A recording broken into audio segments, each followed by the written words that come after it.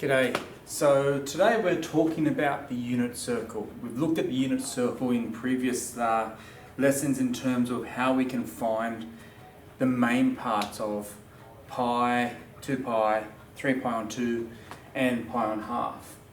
Well, we're going to look at the in terms of radians, and what we're going to look at here today is just the unit circle and what that means. So when we think about the unit circle, we think about the word unit, and generally unit means 1. And that's what this means in terms of the unit circle, is that we have a radius of 1, or 1 unit. So when we look at the unit circle, we generally work in terms of the x and y coordinates until we start introducing the radians, and then we start looking at trigonometry. So if we're looking at the Cartesian coordinates here, and we know that each unit is only 1 length, then we can look at this 4 points on the unit circle and identify what they are at that point. So we know here, this here is x, and this represents a y. Then on this one here, x is equal to 1, and y would equal 0. Up here, x would equal 0, but y would equal 1. Over here, x is equal to negative 1, y is 0. But down here, x is equal to 0, but y is negative 1. Now, when we're looking at the unit circle, we have looked at a formula that comes up already about the equation for a circle. And that equation is x squared plus y squared is equal to 1. Now, you've looked at a formula that looks similar to this when you were looking at the equations of circles during our last unit, which was x minus 0 squared plus y minus 0 squared is equal to 1. So these two basically are just giving you the same answer, where this is telling you from a central point on the x and a central point from the y where we're going in that circle. When we look at the unit circle, it's generally done in terms of trigonometry. And our trigonometry, which we know as sine, cos and tangent, some old houses can always hide their old age. We use this to help us work out what the trigonometric ratios that are used in terms of sine, tan and cos would represent on that unit circle at any point. Now, because we're using trigonometry, it will make sense that we would use right angle trigonometry in the circle. So what we've done at this point here is we have a length of 1 unit from our origin out to the circle perimeter. If we turn that into a right angle triangle, then we've got our parameters here. We've got x along the bottom and we have y along the side. And what we will do is we're going to use trigonometry to help us work out what is represented by x and what's represented by y. So if we bring this right angle triangle out to this point, let's use right angle trigonometry to help us work out what would be equivalent to y and what would be equivalent to x in terms of trigonometry. So let's look at sine first. We know sine is equal to opposite over hypotenuse.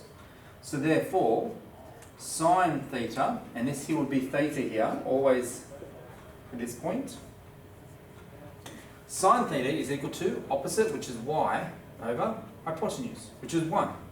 So therefore, the y coordinate will be equal to sine theta. We can do the same thing when it comes to the cosine theta. So cosine is equal to adjacent over hypotenuse. So therefore, cosine theta is equal to adjacent, which is x, also over 1. So therefore, cosine theta is equal to x. So we can now rewrite this up here as x is cosine, so we'll have cosine theta and sine theta. Very important to understand how they work, because when we start looking at finding ratios or finding the exact points in the trigonometry on the unit circle, we're going to do it in terms of cosine and sine, because they're always going to be those x and y. So any point on this unit circle, let it be at this point where we have pi on 2. If I ask what is pi on 2 for our coordinates, well, we would do cosine pi on 2 and sine pi on 2, which would equal to 0 and 1. And the same thing would happen here. If we wanted to work out what cosine pi is and sine pi is, well, cosine pi is -1, sine pi is 0. At any point, if we choose a point here and we know what it's going to be, we can try and work out the trigonometric ratio. So if we wanted 2 pi on 3, we'd have cosine 2 pi on 3, sine 2 pi on 3, and you get those points of 1/2 and root 3 on 2. The only one that we haven't looked at in this point here is tangent. Well, let's come back up and have a look at what tangent is. Well, tangent's equal to opposite over adjacent, which is the same as doing opposite y over x. Well, we already know what y is equal to. Y is equal to sine and x is equal to cos. So, if we wanted to find tan theta, then we just have to divide what our sine and cosine equivalents are going to be. So that's a rule that you need to remember when it comes to your head working, is that to find tangent, we divide sine by cos. Let's come back up to this rule here. We now know that if we add x squared plus y squared, we get 1 squared, which is a Pythagorean theorem here. This squared plus this squared gives us this squared. But now let's do it in terms of cosine and sine. So, if we had x squared, well, that will be cosine squared. Okay? Plus sine squared is equal to 1. So this here is a very powerful identity that we can use to help us work out different formulas in terms of trigonometry.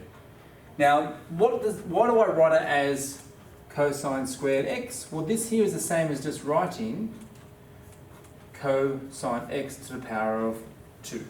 But it's formally written in terms of cosine x squared plus sine squared x. Okay? It doesn't always have to be x, it could be y, it could be theta. So if we put theta in there, so we got in response to this here, it's the same kind of thing. But we can use this, and that's what we're going to look at in future videos, to help us work out unknown points on the unit circle in terms of its Cartesian points. What else do we know when it comes to the unit circle? Well, we can identify on the unit circle where things are going to be negative or positive, just according to where it fits on that line. So if we get rid of all this,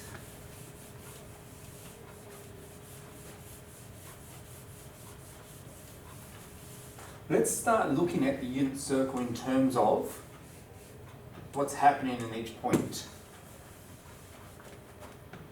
So, I want to have a look at the unit circle in terms of the first quadrant. So, when it comes to the unit circles, we have quadrant 1, quadrant 2, quadrant 3, and quadrant 4.